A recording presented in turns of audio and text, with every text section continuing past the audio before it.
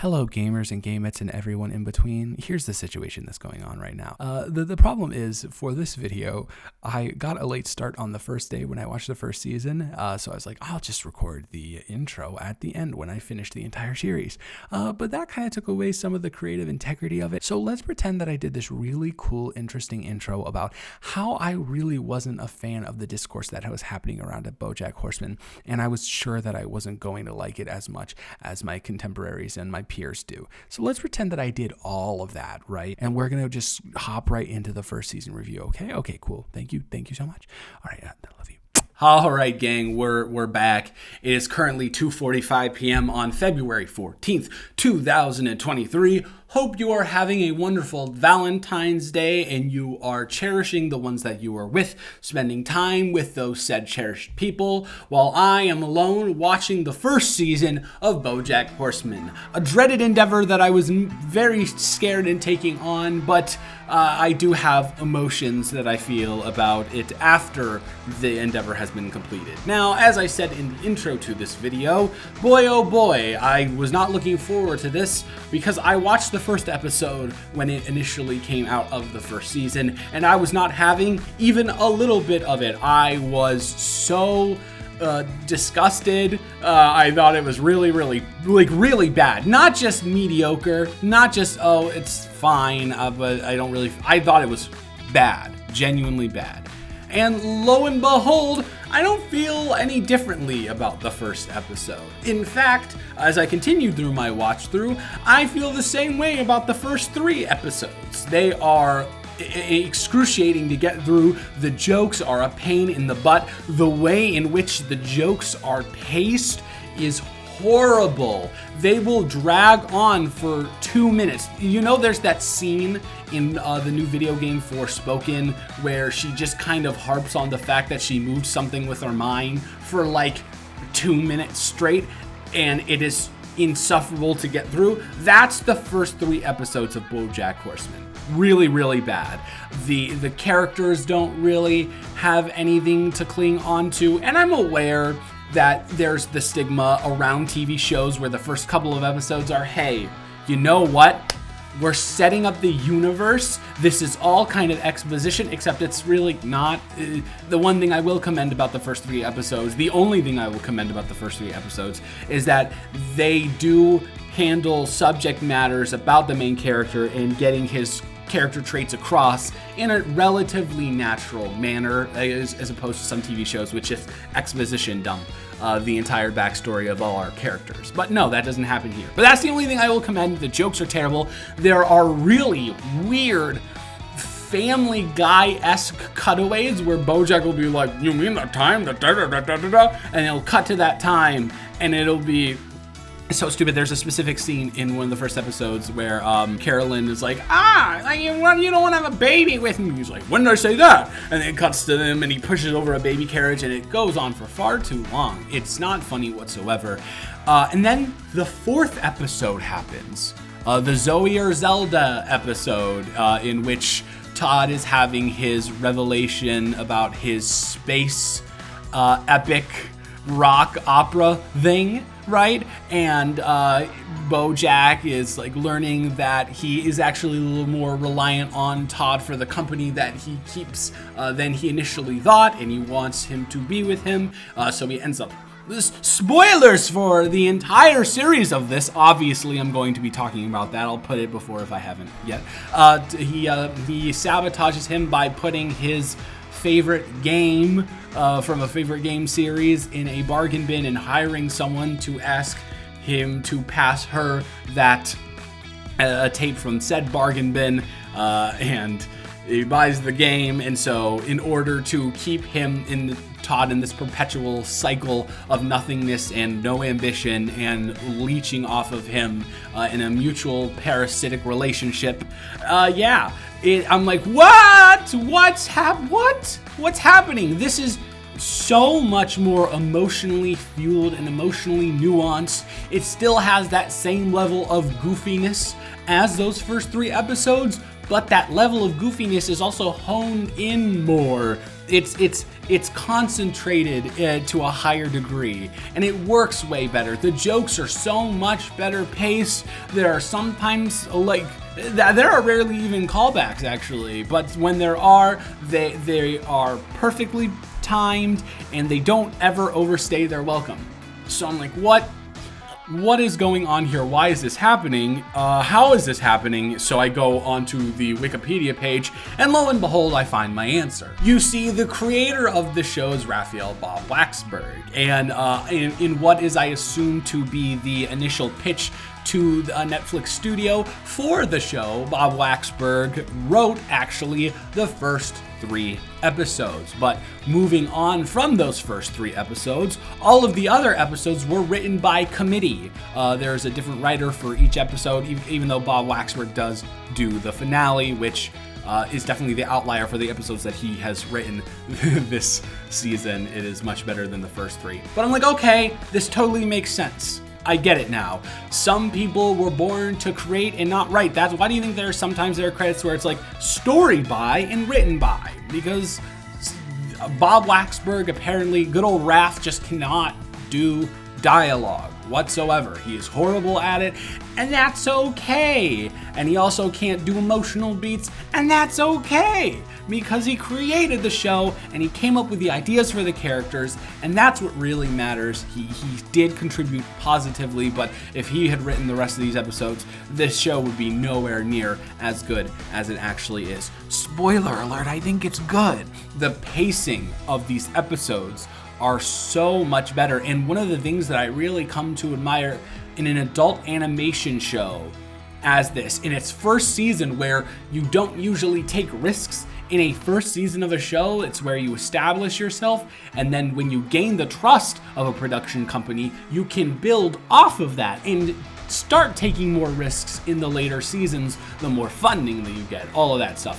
But Bojack Horseman does nothing but take risks in that latter 3/4 of the first season.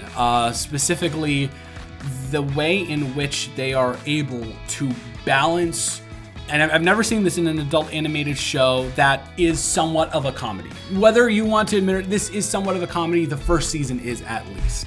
I don't know how deep it will get into later seasons, although I have heard rumors, but this is a comedy for the first season, and they are able to keep that goofiness alive, and that kind of ridiculousness, satirical nature of similar ilk of adult animation shows, but they are able to weave in such intense and serious subject matters like depression, being a good person, familial issues, childhood trauma. And they're able to do these things while still maintaining a relatively lighthearted manner about it, but turning on that emotion and turning on that seriousness whenever they need to. And balancing those two things is incredibly hard. Being able to keep both of them equally in check. You're bound to, at some point, go over the edge one way or another. It's either bound to get too sappy or too goofy.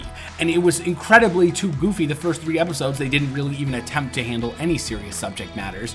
But from then on, perfectly down the middle. Well done. Better done than you see in most that's not the right word, most live action TV shows, let alone an animated one. And speaking of other risks, episode 11 is one of the riskiest episodes I've seen in a first season of a television series. Granted, I haven't seen that many first episodes of TV series, which you gotta bear with me. Which is by far my favorite episode of the show thus far. Episode 11, season 1. Wow, the hallucinogenic sequences, not only animated-wise, are brilliant, but the way in which they just take a complete detour to go into some very, very depressing matters, and the fact that the first half is just kind of a drug-fueled joke fest, and then the second half is an incredibly mellowing, harsh look at a life that could have been lived is gorgeous, and it made me very, very, very, very sad, actually. It was so well done, though, and seeing something like that on a Netflix original animated show is that I had only had a taste of with the first episode, which, by the way, is definitely the worst episode of the series, just in case you didn't know. But yeah, thus far, this season, I loved it. I love the risks that they're taking here. It is super, uber impressive. You gotta also take a look in the positive notes at the voice acting, which is great amongst this entire cast of weird people and characters.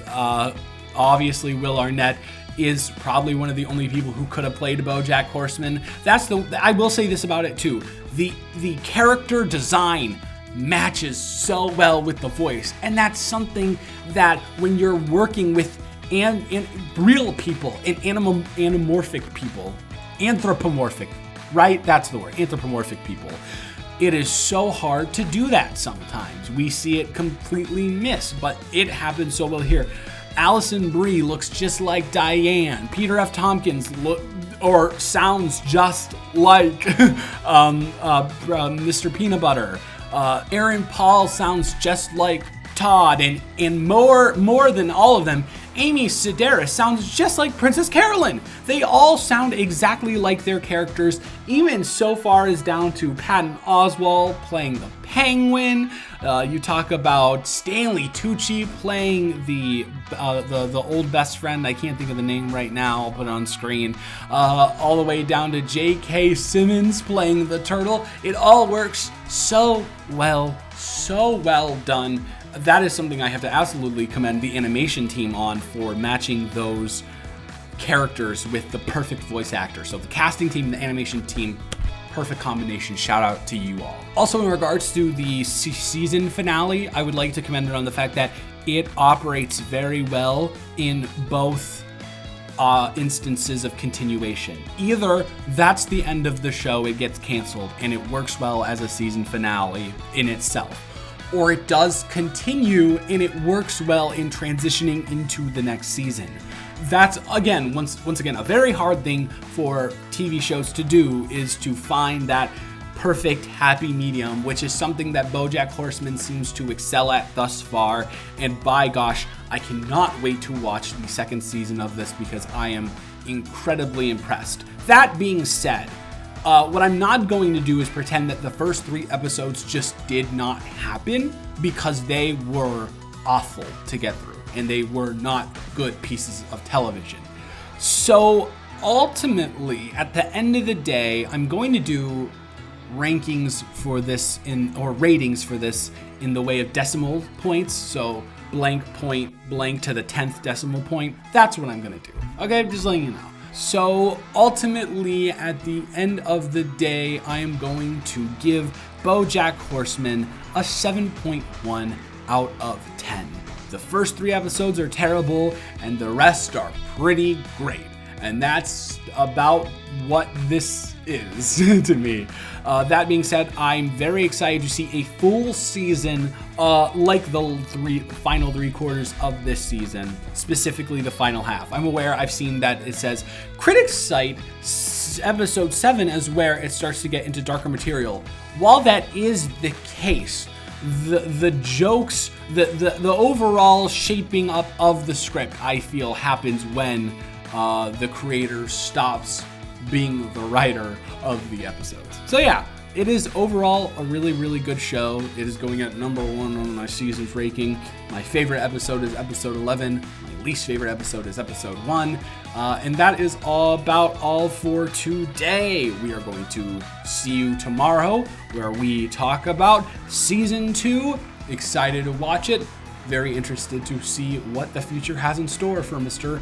Bojack Horseman. Hopefully I won't be emotionally devastated. I know that doesn't, I'm told that doesn't come till the much later seasons, but a man can dream, can't he? So yeah, I'll see you tomorrow. Goodbye.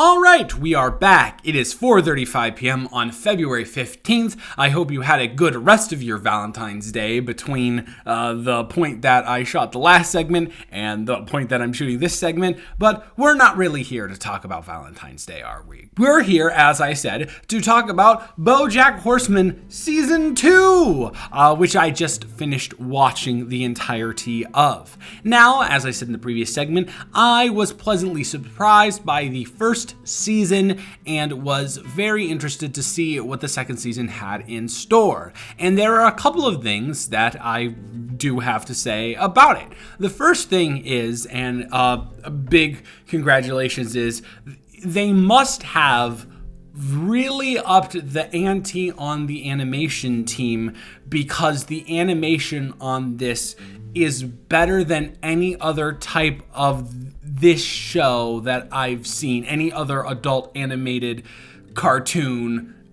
It is amazing. There is such a level and sense of depth to the animation, and the cinematography is far more dynamic than the first season. Sure, there are still some sort of static, flat, and that's a pretty common theme when there's just dialogue happening between two characters. It'll just be a back and forth shot, or just a normal or just a wide shot of everybody talking, and it's kind of zooms in on one or the other. But there are some shots in this that really add almost a third dimension to the characters. There's a specific one shot at the beginning of one of the episodes where Bojack is going on to be a guest on the new show on his girlfriend's network, where they are walking around backstage, and the way in which it really does seem like a camera is turning with these characters, and it's not just hand-drawn animation. And working that in, I could tell right away. I think one of the first shots of the entire season is Bojack sitting on his bed looking out into the distance, and it is shot gorgeously, magnificently. So right off the bat, you're able to tell that there was far more effort put into the animation this season than there was in the last one. So let's get down to the meat and potatoes of everything, and that would be how I really felt about season 2 of Bojack Horseman, personally and critically. Now, this kind of really, when you're dissecting a TV show, there are the technical elements of it, but because you are getting so many reprised people in certain aspects, you're getting the same voice actors generally, you're getting the same cinematographers, you're getting the same editors, you're getting the same animators, writers, directors, things like that. Those elements don't really change, so you really have to hone in and focus on the story of a TV show and the development of said story. So for basically, I would say, the first 2/3 of this season, I was kind of on the fence about how I was feeling, and that is for one simple reason. As I said, one of my favorite things, I will argue actually my favorite thing about season 1, is the way in which they were able to perfectly find the happy medium balance of goofiness, quirkiness, kookiness, and very intense, heavy subject matter, and putting them together and making them work in the transition between those tones whenever the transition is needed. And you know what? They didn't, to me, really do that at all in the first 2/3 of the show. Sure, there are a couple of moments where serious subjects are brought up, but for the most part, it's just kind of goofy and funny and silly. There are some flashbacks of Bojack in his childhood. There's a scene, there's an episode that kind of revolves around that. There's also an episode that kind of revolves around his friend Herb's death. So there are serious subjects that are involved, but they're not really delved into in the way that they were in the first season until the last third. And then it gets really deep and really serious, and we start to see that Bojack unraveling that we've been anticipating the entire season.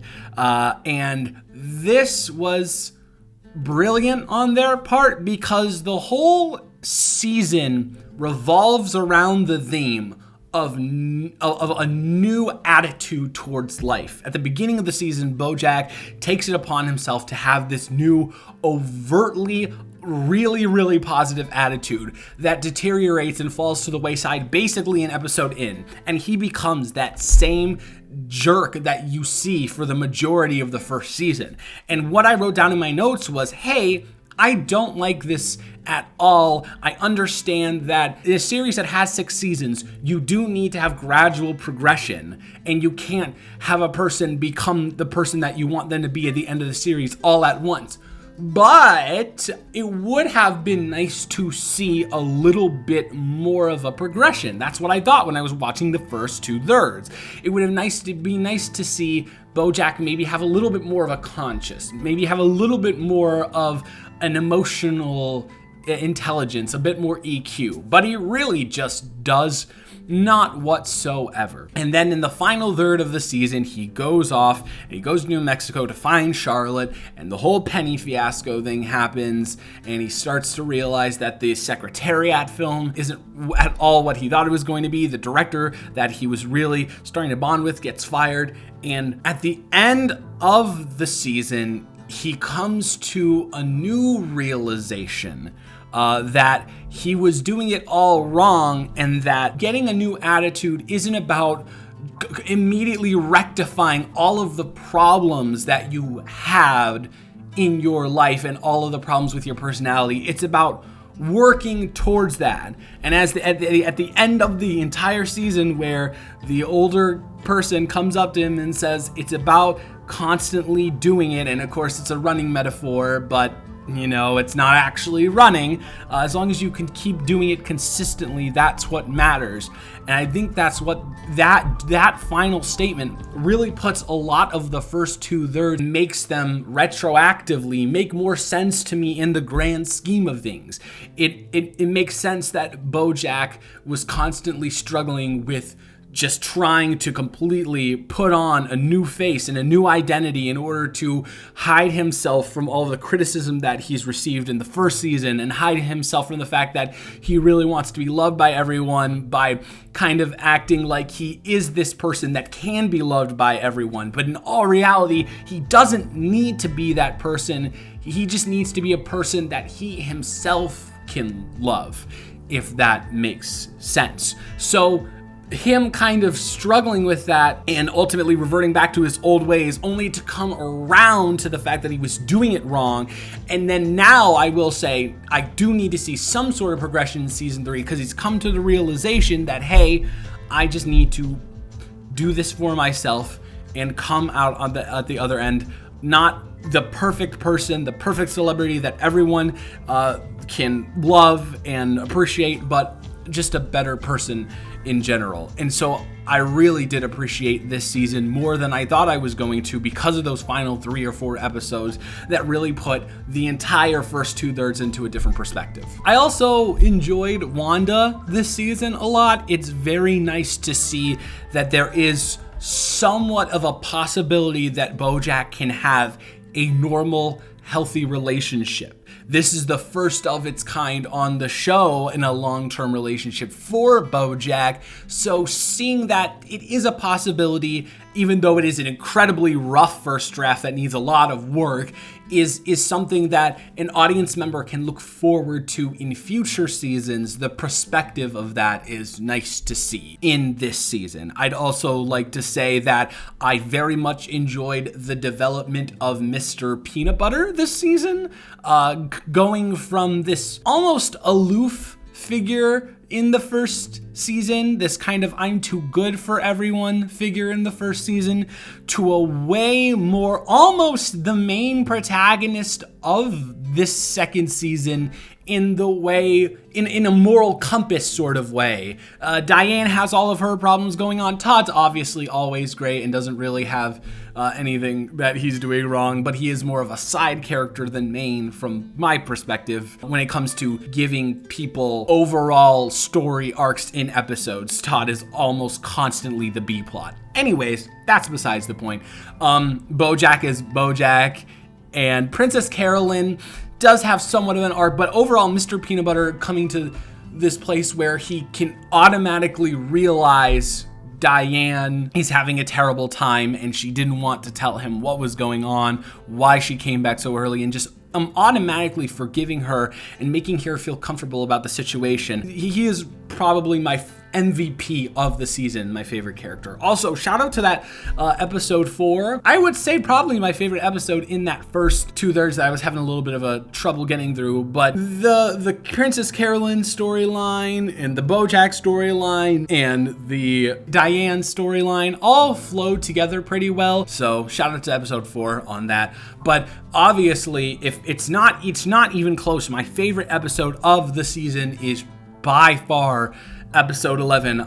From what I've heard in the past, Bojack Horseman has an affinity for making their penultimate episodes the best episode of the season, and this was bar none the best episode of the season that I saw. Such a deep look into Bojack. The penultimate episode of last season was way more out there and chaotic, and but then simultaneously the second half very calm and very depressing.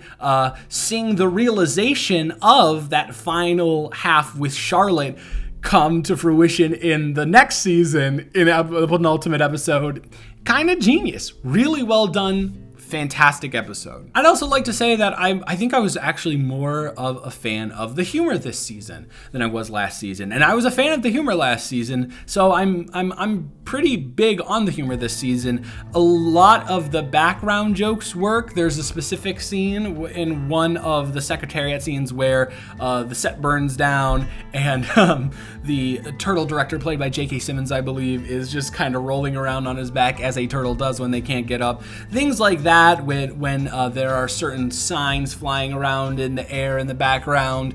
I like all of that stuff, and I feel like it adds a need for attentiveness of the viewer to kind of draw them in and catch on to those other small little things, and that's enjoyable. And also the honeydew bit. That bit is very funny. Even though as a big enthusiast of honeydew as one of his favorite fruits, that is a pretty good bit. So ultimately, Bojack Horseman season 2 did not disappoint.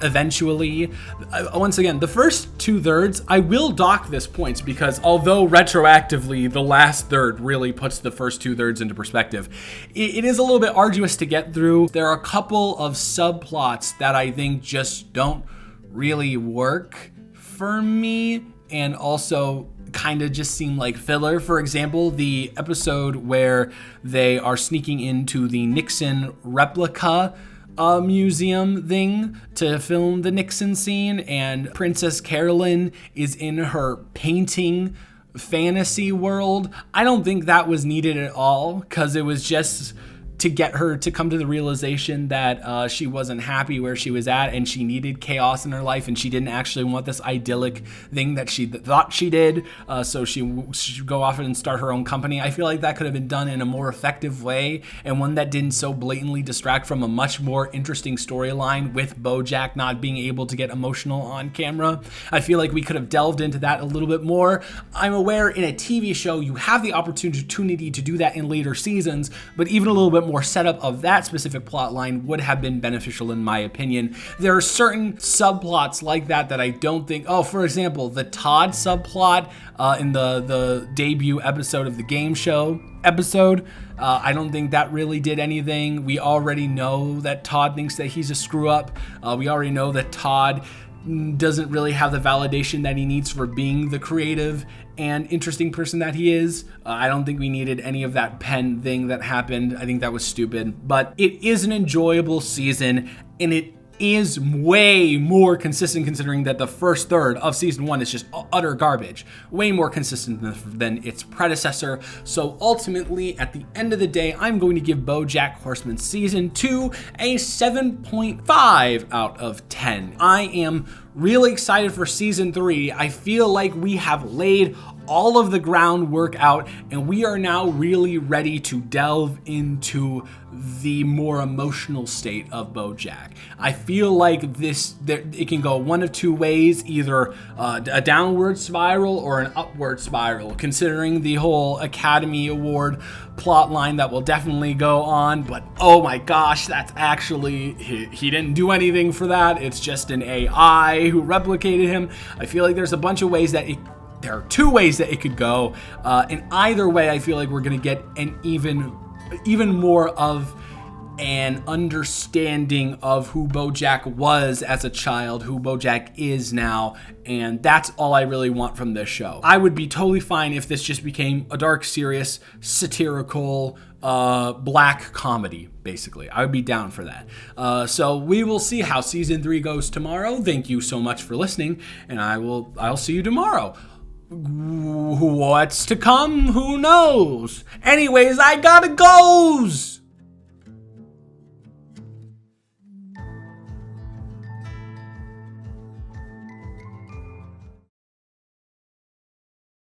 Hello everyone, it is 1:34 p.m. on February 16th, and as that one song said, whoa, we're halfway there. I just finished my viewing of the 3rd season of Bojack Horseman. Now, if you remember, for me a day ago, but for you 5 minutes ago, I said that I needed this to go in one of two directions. But I needed it to take a more serious approach this season. I wanted to see more depth to characters. I wanted to see more emotional points, and not as sparsely as they kind of were scattered out in the 2nd season. And boy, oh boy, did I get all of this. This is absolutely the turning point for Bojack Horseman, in my opinion. This season finally turns this from a comedy with drama aspects to a drama with comedy aspects. And I think there's actually a big difference between those two things. It still holds on to that same level of absurdity that it had in its previous 2 seasons,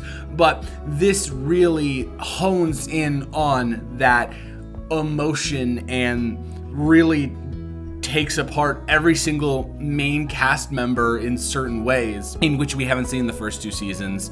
Let's talk first about, everything. Another thing that I mentioned in my season 2 discussion is that I really understood at the end of the season what they were going for in regards to Bojack's character development, and then I said in the next season I will actually need to see some sort of development as a person in regards to his approach to people, and that happens here. Bojack, although he is susceptible to the same flaws that constantly plague him and the trauma that constantly plagues him, he is a better person, albeit marginally, this season. He treats Todd better overall. He treats Diane better overall. He's more cordial with Mr. Peanut Butter. There's a higher level of respect that Bojack is paying his peers, although simultaneously that he starts to realize that, as Todd says in one of the most famous scenes, I don't know why I said infamous. At some point you have to admit you're the problem. He starts coming around to that realization that he is the problem. So although he is being kind of, Princess Carolyn, he has an entire episode with, he goes over the history of their relationship and he treats her kinder throughout the season. But yeah, that is what I needed to see. I needed to see Bojack start coming around to these types of realizations, especially when you're at the halfway point of a show.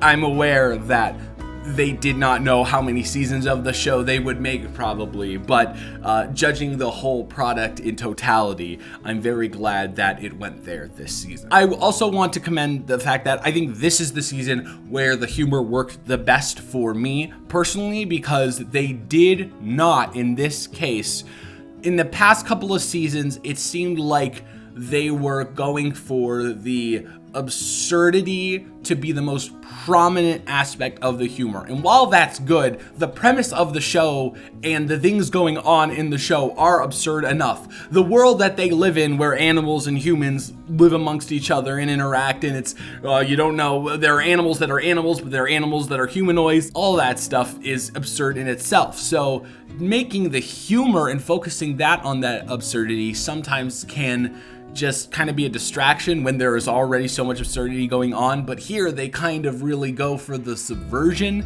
method of humor. Very, very quick, snappy, not drawn out subversions where you build something up and then it's like, oh, we know where this is going, and then you know where it's going.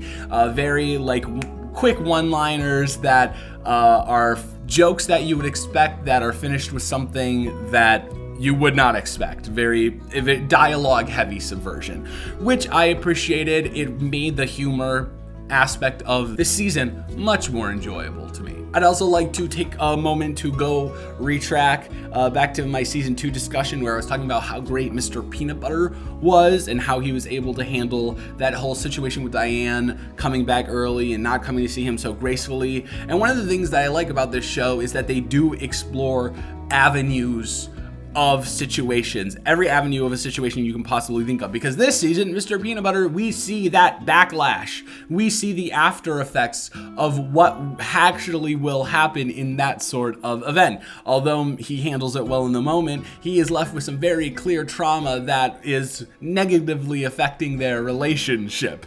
And can Diane really be mad? No, because she's the one who caused it. But at the same time, is he being unfair? Absolutely. That type of nuance and analyzing every single angle of a situation is what makes Bojack Horseman such an interesting entity. In regards to characters, I'd like to give a shout out to Angela Bassett's performance as Anna. I think she is wonderful. Angela Bassett is simply wonderful in everything she does, but I think her voice is perfect for this kind of commandeering, no-nonsense businesswoman who also has a traumatic backstory, of course, because everyone in Bojack Horseman does, basically. And she does such a great voice lending that to that character. She is wonderful. This is just a shout out section to Angela Bassett because of how wonderful she is in everything she's in, but specifically here. Very, very welcome addition to the Bojack Horseman canon for myself. I also thought it was funny. They were talking in one of the later episodes, I think in one of the hallucinogenic scenes in the penultimate episode, which we will definitely get to in a moment. They were talking about how meta the show is, or they were making references to how meta the show is. I don't really mind the meta in Bojack Horseman compared to other of its contemporaries like Rick and Morty, or I know that's not a TV show and it's not animated, but the Marvel Cinematic Universe.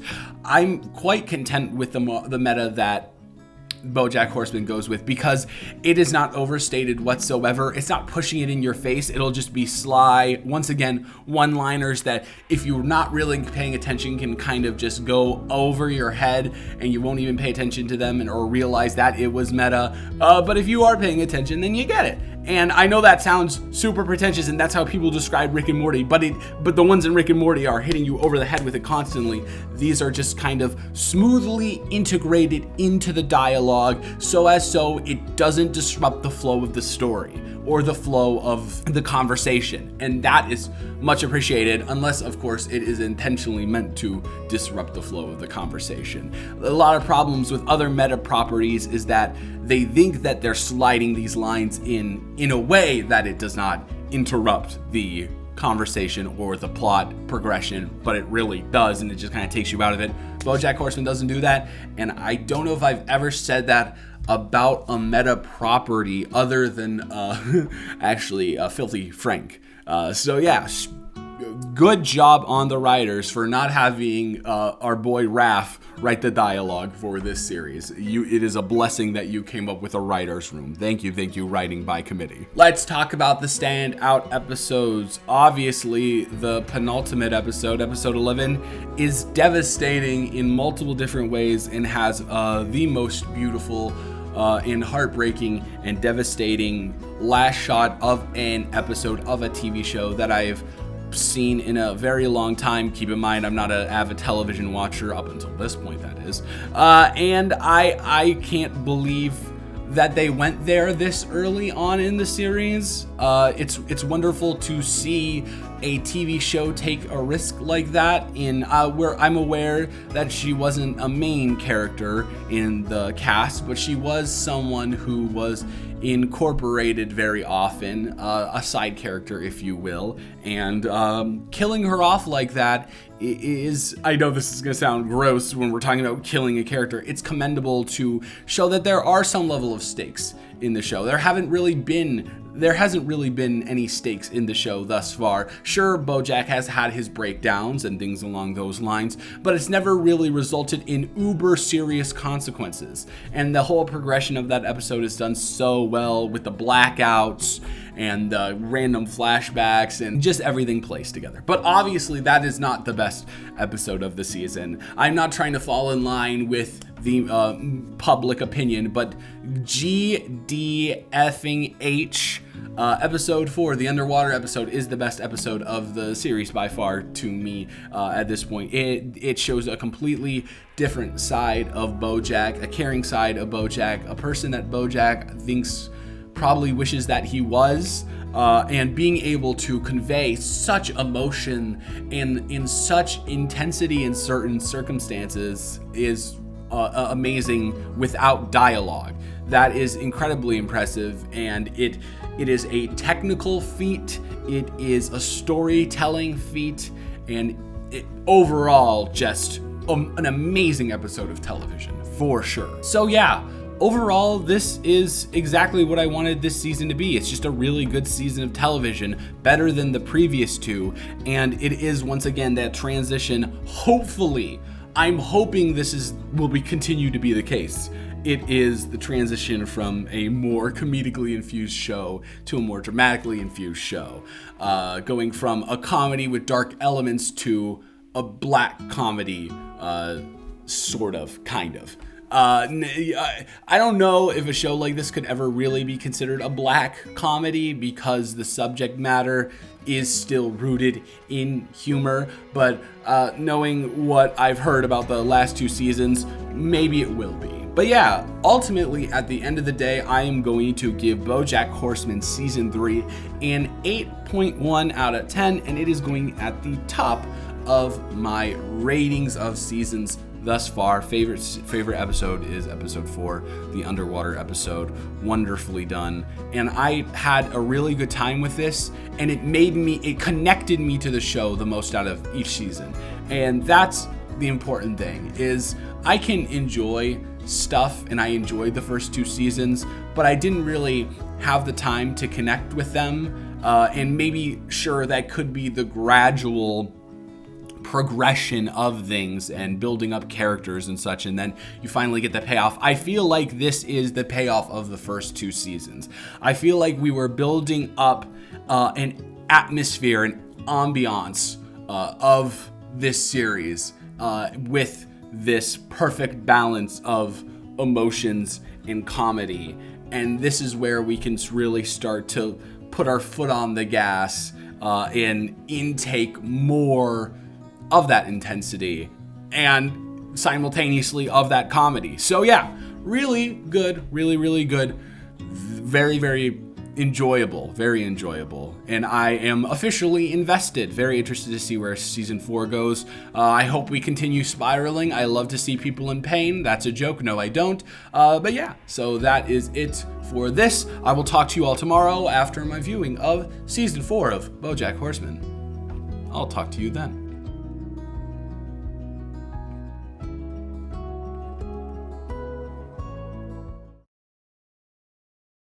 Hello everyone, it is currently 1:58 p.m. on February 17th, and I have just finished watching Season 4 of Bojack Horseman in my Bojack Horseman week-long watch-a-thon, and do I ever have some thoughts? So to start this whole thing off, let's talk about the first basically 9 episodes of the season. To start this whole thing off, as I've said before, I wasn't feeling this one as much as season 3 or even season 1, actually, towards the latter half of that one.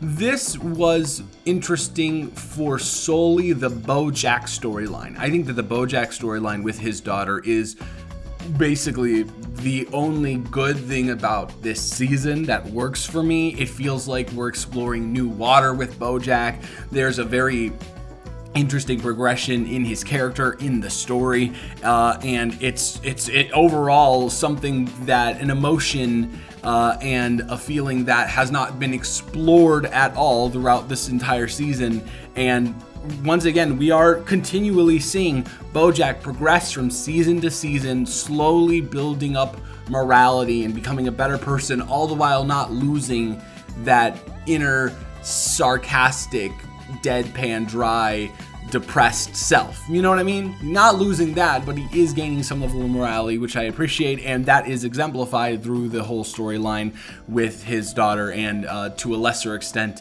his mother. That being said, the rest of the subplots for the entire season, I had relatively no interest in, well, most of them, specifically the election subplot. I think that the election subplot did not delve into any new territory. We already knew that Mr. Peanut Butter was a charismatic dude who didn't really have much going on up there, kind-hearted, but also pretty self-absorbed. We already knew that about him. We didn't really get anything else from the election plot line other than him and Diane kind of have problems and stuff. We already knew Diane was a little bit, once again, self-obsessed. We already knew that she had her own problems going on, and through that subplot, and as well as the article writing subplot, nothing really gets divulged there from her character. The Todd clown dentist subplot is probably the stupidest thing that the show has ever done, and that's a lot considering I think that the first 3 episodes are pretty trash.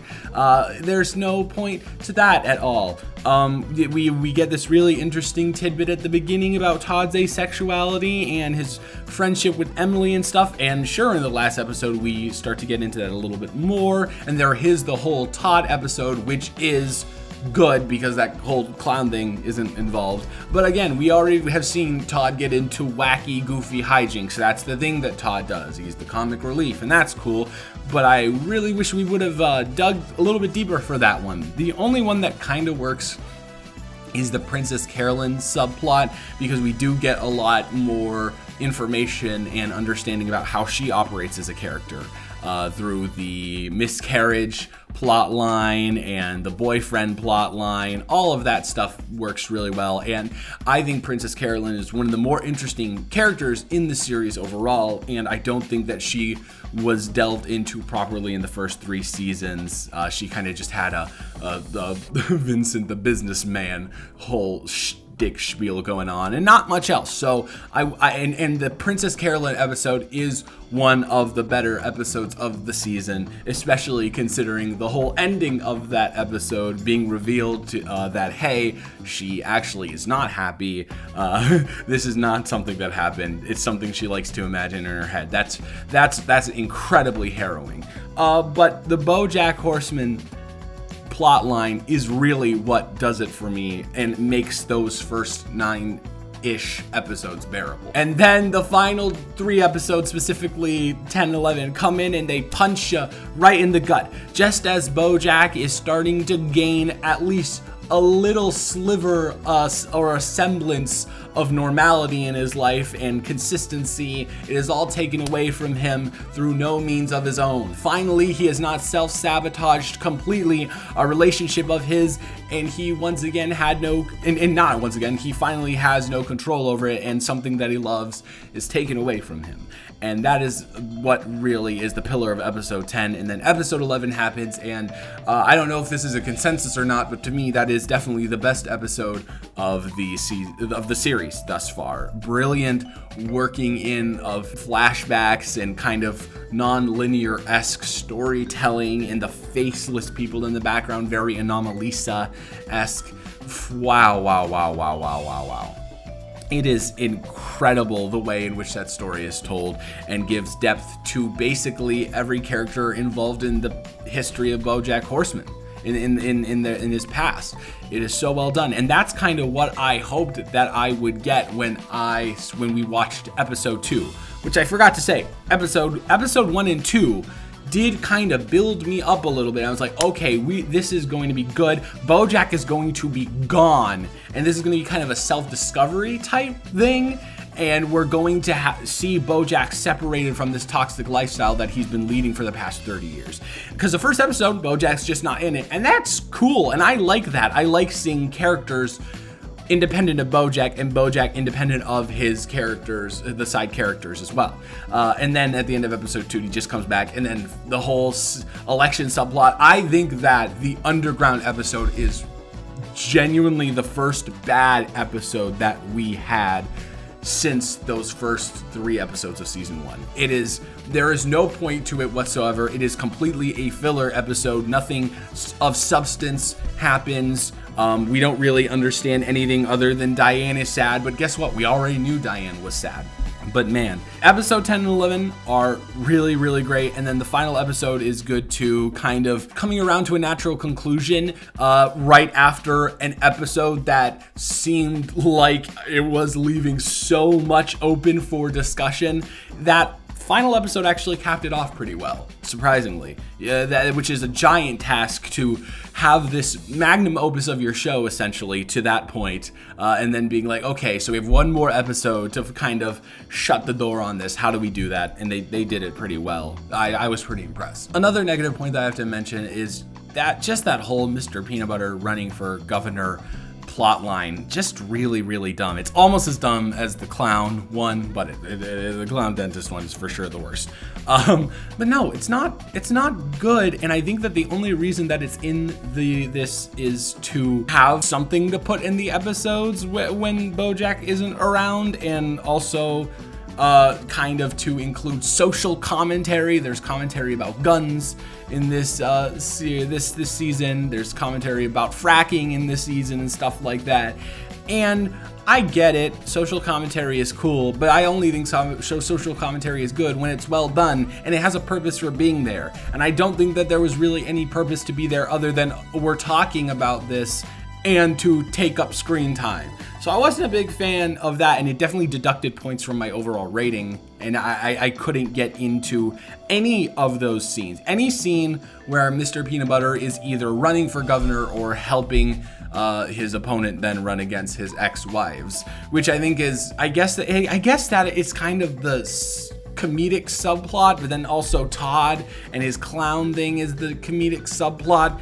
And it just doesn't really mesh well together. It's too much goofiness and not enough actual serious progression or just seriousness in general. But yeah, I couldn't really invest myself between episode 3 and episode 9 aside from the Bojack and Carolyn storylines, which did not really take up as much time as you would have thought they would have for the significance that they play in the overarching story of Bojack Horseman. But yeah, so I know I don't have as much to say about this season as the other ones, but that's because I just kind of have two distinct feelings on it. Some of it is really good and some of it is just not good, and that's fine. So overall, I am going to give this actually I'll say a 7.3 out of 10. It's good enough to be better. The great parts are better than any basically part of season 1 except for the penultimate episode. By the way, what is it with Bojack Horseman and doing really amazing penultimate episodes a season? I don't know why that is a thing, but congratulations to doing it. Maybe take some of that greatness and disperse it throughout the rest of the season, perhaps. Just a thought. But that's besides the point. I did enjoy watching it for the most part, even though I did find myself pretty bored in that stagnating middle period where it didn't feel like anyone really made progress on their character except for Princess Carolyn. Bojack, I feel like, after coming back from that experience at the cabin, is kind of the person that he is for the rest of the season up until those final couple of episodes. So although I did enjoy his storyline, I didn't feel like he really progressed, but Princess Carolyn does undergo a lot of character development throughout the season. So yeah, it is a good season. It is not the best by far, but I did enjoy it, and I really am excited for season 5 because we've got to start going somewhere now. I'm not saying we haven't gone anywhere in this season, in season 3, but this is a season where we're gonna have to really rev it up, considering it's the penultimate season. And Bojack Horseman, the creators and writers and directors, seem to have a thing for penultimate things. So yeah, that is it for this. I will talk to you tomorrow with my thoughts on the penultimate season of Bojack Horseman season 5. Thank you very much, and I'll talk to you then.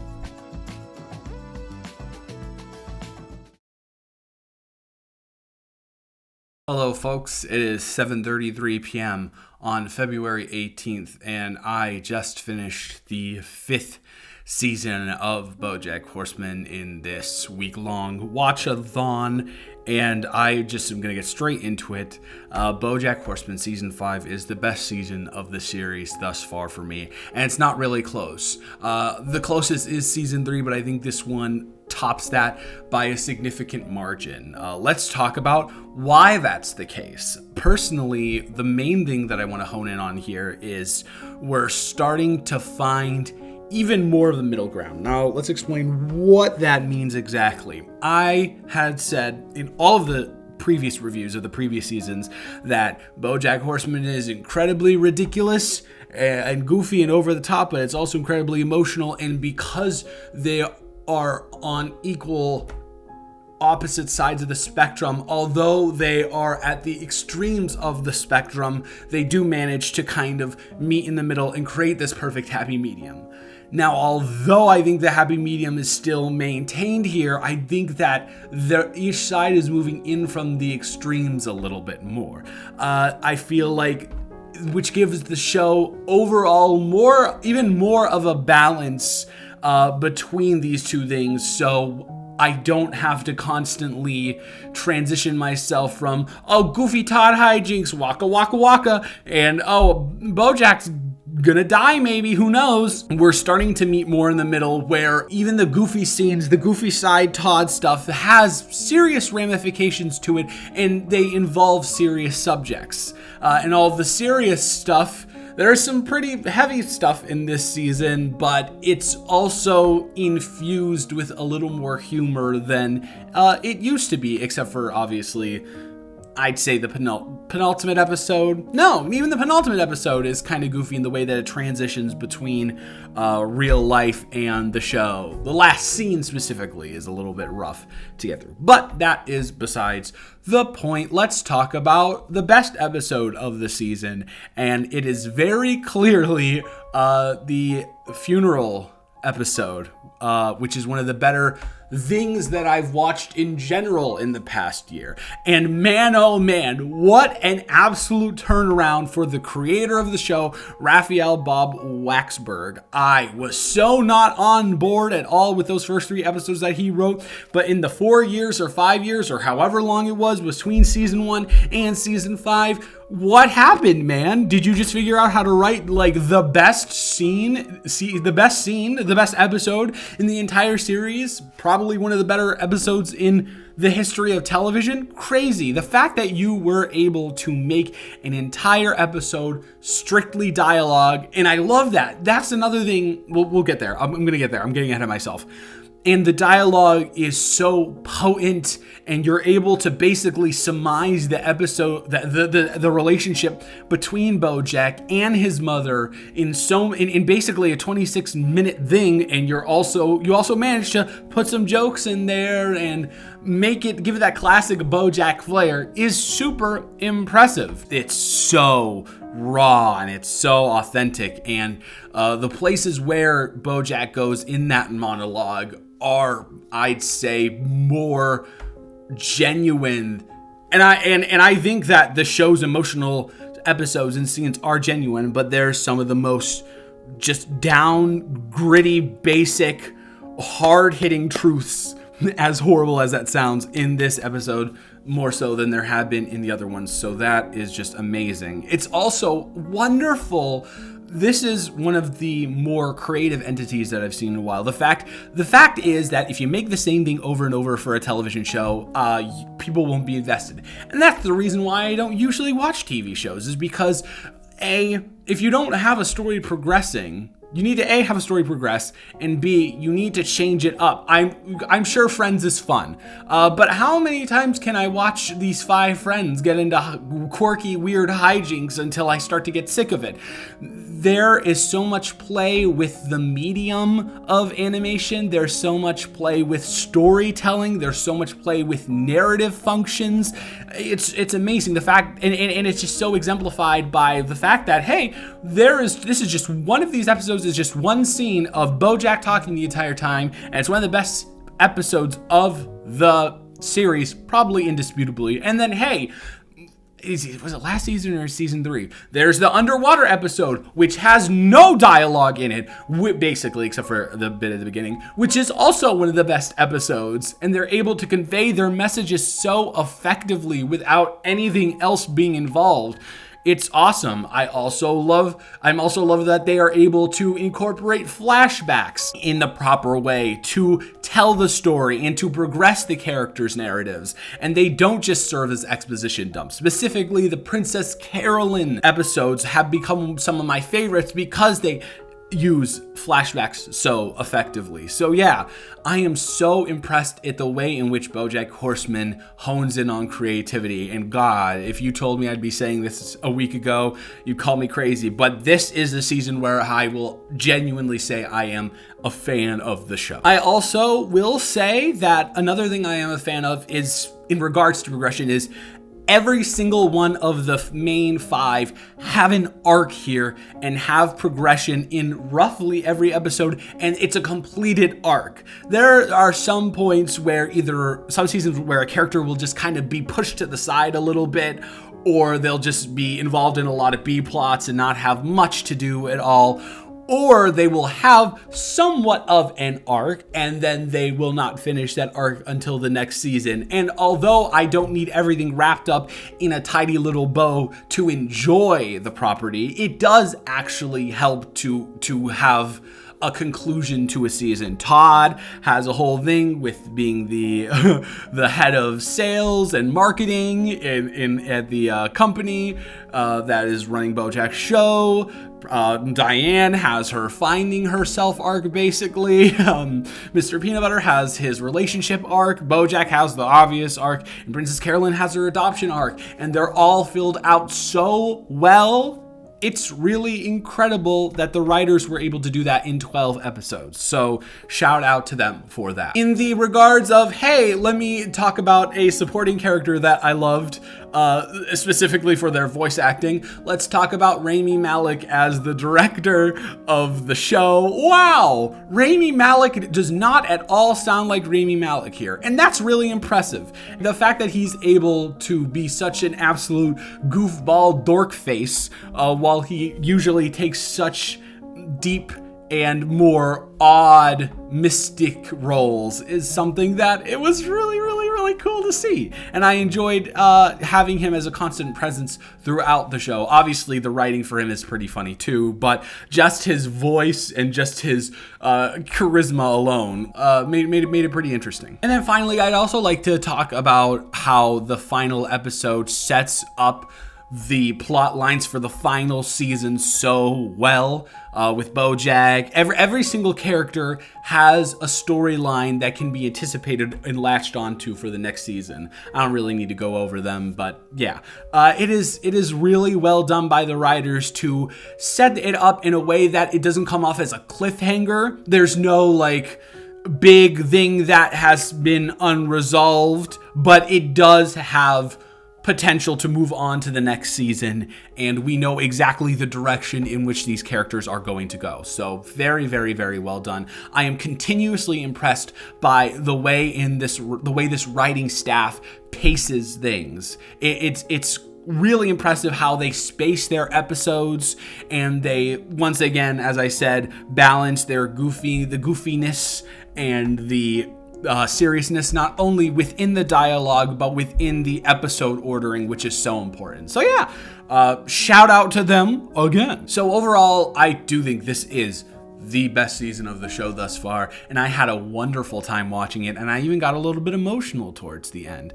I'm not going to go as far as all of those film bro dudes who are like, I relate to Bojack Horseman, because no, still pretty not great of a fellow, especially after choking out his co-star slash girlfriend or slash ex-girlfriend at the time, I guess.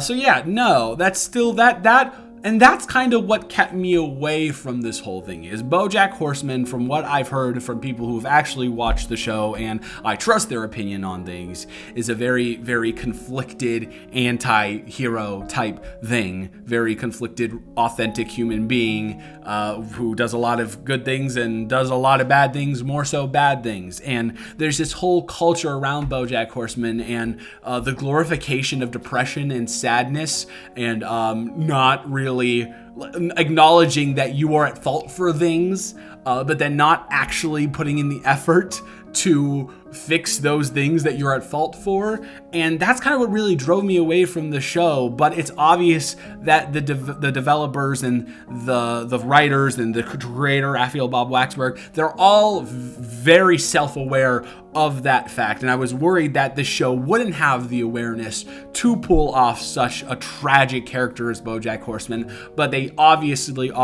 do, and I obviously did not take that into account. So ultimately, at the end of the day, I am going to give Bojack Horseman Season 5 an 8.6 out of 10. It is wonderful. It has some of the best episodes of the entire... that's actually a lie. There are a lot of... In the past seasons, there have been a lot of high points, but then there have been some low points for me too. There have been maybe more high points, like 2 or 3 amazing episodes per season, but then there have been a couple of filler episodes every season before this that I have just not been a fan of. In this season, there are no filler episodes. Every episode is important, and there are not as many, wow, this is like an amazingly innovative, creative episode. And there's maybe just 1 or 2 in this one as opposed to 2 to 4 in the others, but every single episode is good and enjoyable, and that is what sets this season apart from the rest for me thus far. So tomorrow we embark on our final journey, the longest season of Bojack Horseman and its final season. This has been very interesting, and I am morbidly curious to see how this will all pan out, especially because perhaps I have been spoiled a little bit by my ex-girlfriend a couple of years ago when she was watching through the entire thing. But nonetheless, I'm still very interested to see how everything plays out, and I will see you then.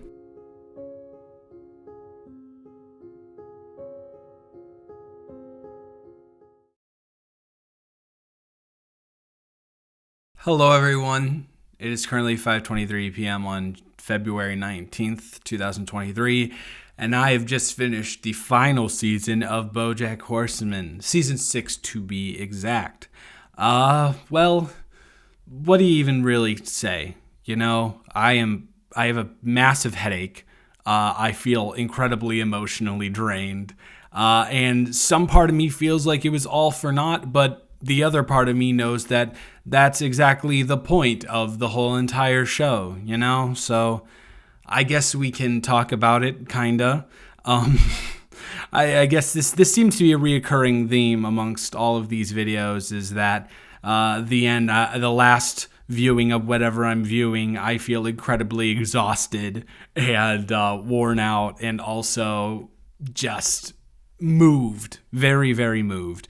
The one thing that stood out to me the most this season specifically is the fact that wowzers, the animation in this season is top-notch, bar none. There are so many interesting things going on the entire season. There's barely a shot that's ever just strictly a flat, boring, medium or wide shot. There's always some extra added dimension going on to it with the way that characters are framed, either behind each other or next to each other or interacting with their surroundings. So the animation on this one is like top tier, god level. You know what I mean? Really, really, really well done. Let's talk about the season in itself. Of course, this was a season that was divided originally into 2 parts. The first 8 episodes were released, and then the second 8 episodes were released. And wow, Well, I'm sure that is a solid experience doing that, waiting for that second part to come out, but immediately going from this wonderful Bojack Horseman redemption tour to the most catastrophic 8 episodes in this series of the history.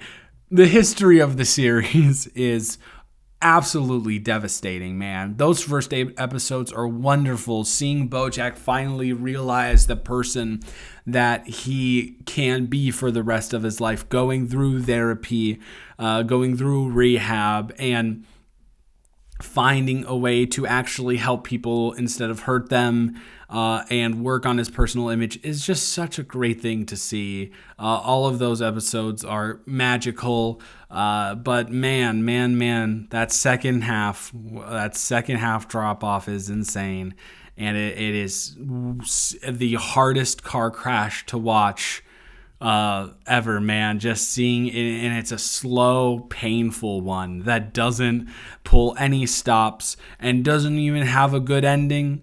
No, that's not what I meant. It doesn't have a happy ending or a sad ending or an ending at all. It just is a continuation, really, of life. And although, I may have had hopes for some more sort of resolution, would that have really matched up with what the show is? If not, no, it doesn't. It's just a life happening, existing. And people aren't good people, and people aren't bad people. People are just people existing within the confines that they've created for themselves. And sometimes they can break out of that, and sometimes they can't. And that's kind of the purpose that I've derived from the entire season. I guess the one thing that I will say is I wish there was a little bit more of a conclusion with Hollyhock. I was sad that we didn't really get to see anything happen with her. We know that there was something in the letter that she sent him, but we don't exactly know what was in that letter that made him react so viscerally as to start drinking again, But I don't really mind too much.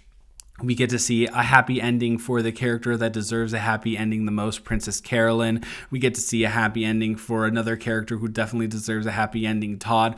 All of the two main characters that I think acted the most morally, if sometimes a little bit questionable, but deserved the happiness that they received at the end. It was the two of them. Obviously, Mr. Peanut Butter, is being Mr. Peanut Butter. He's kind of worked through his issues, but it doesn't really seem like he'll ever get to the point where he can really change. And Diane has found a way to live with herself, and that's great. And life just happens, Obviously, I would probably say the best episode is, once again, as it has become habitual for the show, the penultimate episode where he sees all of his dead friends and family and co-stars, and he is drowning, and there's metaphors there. Although I will say it's a little bit overtly stated. You get it from the beginning of the whole entire episode, and there have been other episodes where there have been twists that are in that same vein of creatively abstract, that kind of hold on to their little gotcha moment a little while longer. But it is imperative for it to be revealed so the second half can happen in the way and have the stakes that it does. But overall, it's a great episode, and that is one that plays with the animation so super duper well. One of the main plots of the entire season is the Paige Sinclair detective thing, expose on Bojack Horseman, where she goes around and collects all of the information on him in a very, very goofy, silly way. And I was not into it at all at first, but eventually it won me over, because ultimately, is that not what Bojack Horseman is boiled down to? Is Bojack Horseman not just a show that presents incredibly absurd premises with incredibly serious situations and mixes it perfectly together, whether it be on complete opposite ends on the spectrum or just a perfect meshing of the two? You never know. You do know that is what Bojack Horseman is. So that plot line did eventually win me over. There's not as much shenanigans in the second half, and that's good. Very, very, the guest star that I was the most interested in this specific season was Keith Stanfield as Diane's boyfriend, Guy, because Keith Stanfield is just wonderful in basically everything he does, and he really portrayed this very genuinely caring person who is dealing with this broken human being that he just so happens to be in love with very well, very, very well. So yeah, man, what a time, what a horrendously gut-wrenching final season that absolutely deserves all of the praise that it gets. Wonderfully done. Although I would have hoped for more of an ending, I guess I can't really ask for that when it wouldn't be tonally consistent with the entirety of the show. So yeah. Bojack Horseman season 6 is going to get an 8.3 for me. It is very, very good, and it is a perfect cap to one of the most emotionally and mentally challenging series that I've seen. Keep in mind, I haven't seen that many, but that'll be changed in the future, obviously. But yeah, a very, very, very deep and revolutionary series to start off with here, and I just have to commend it on the fact that this, from what I've understood, because the main thing I do watch of television shows are adult animations. I've seen the entirety of Rick and Morty against my will.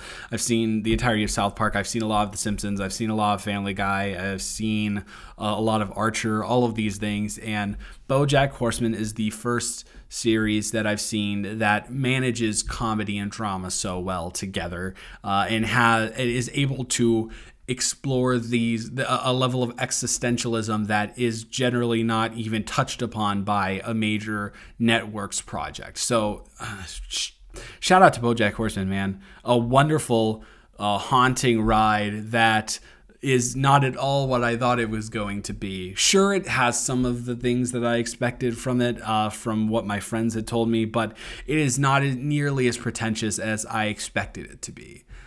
So yeah, wow. Very, very good. And I am going to take some time away from any type of content creation, probably just the rest of the day. And I will be back with you sometime in the next 3 days to go over my final thoughts on Bojack Horseman. So yeah, thank you so much for joining me on this journey, and I will talk to you very soon. Goodbye.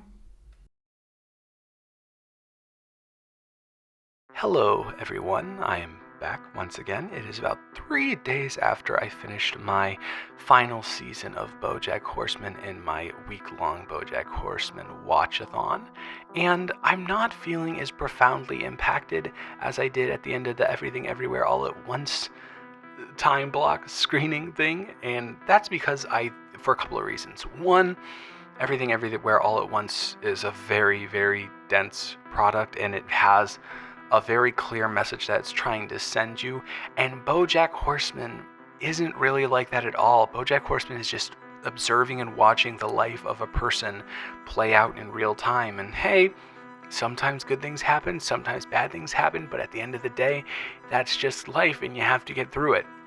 And that's really what Bojack Horseman is trying to convey, I believe, and through doing that, there's not really a theme or a message to be for the audience to take away from it other than just let things happen as they will. Also, I watched Everything Everywhere All at Once 7 times in a row for 24 hours, so I had that pounded into my head. So naturally, I was probably going to leave with more of a takeaway than a TV show where I only watched each episode 1 time. So yeah, but I will say the thing that I did take away from Bojack Horseman is just to let things happen naturally. I am a person where I have this problem that I constantly do things either 100% or not at all.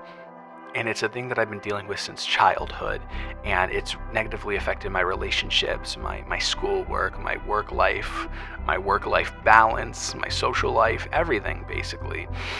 And I have this problem because, if I can't do something 100%, it's like, is it worth doing it at all? And of course, that's not the case whatsoever, but sometimes you trick your mind into believing that. And what Bojack Horseman is really all about, a lot of it is about, is not being the best person of all time, but being the best person you can be, and not automatically getting there, as I said in my season 2 review, but taking the necessary steps one at a time and building yourself up until you eventually are that person. As Will Smith once said, I know he's a little bit of a hotbed topic, but the quote is good nonetheless. You use a brick, you build a wall, you lay a brick one at a time, and eventually you'll have a wall. So yeah, don't focus on building a wall, focus on laying the bricks, And that's what Bojack Horseman taught me, I think, and I'm going to try and apply that to my everyday life. So I did figure there should be some sort of analytical superlative ending to this, so I thought I'd give you my top 10 episodes. These are not in order. I could order them if I wanted to, but I don't really feel like doing that because I think all of these episodes are creatively genius in their own way. Free Churro, The View from Halfway Down, The Old Sugarman Place, Time's Arrow, Fish Out of Water, That's Too Much Man, Escape from LA, Downer Ending, Ruthie, and Nice While It Lasted. I genuinely enjoyed all 10 of those episodes, and I thought they were all refreshing to the series, and they all had such creative ingenuity. Wonderfully done. And I think also I'll do my season rankings. So at the top I have 5, at number 2 I have 6, at number 3 I have 3, at number 4 I have 4, at number 5 I have 2, and number 6 I have 1. I'm aware that this is a pretty common ranking from what I've looked around the internet and seen, but sometimes you just do have to go in line with a popular ranking. Okay, so yeah, I think that's about it for the Bojack Horseman thing. Just a little bit of an ending tangent to go off on to give you some updates. For this Colin's Corner series, I want to do it more often than once every 2 weeks. So what I'm going to be doing is these long videos where I do a big project like this is going to be a 2-week project. But after every 2-week project, you can expect a 1-week project. So this will be out on Monday, and then so next Monday you'll get me watching the Lord of the Rings trilogy for the first time. Kind of like a mix between Colin's Corner and Quest for Classics type thing. So yeah, that's what I'll be doing, and then after that will be another 2-week project, and the next 2-week project is going to be my biggest one to date, and it's going to be watching all of the Studio Ghibli films for the first time, which I'm very excited to do. So yeah, in other news for the channel, there's a Regal Mystery movie on Monday. Hopefully that will be something that I can watch and review, and it's not just Tetris that I have no interest about talking about at all whatsoever. But yeah, there will be that, and I think Creed 3 is this week, which I will be reviewing as well. So yeah, that is it for this video. Thank you so much for joining along for this journey. I hope you have a wonderful rest of your day, and I will talk to you in the next one. Goodbye.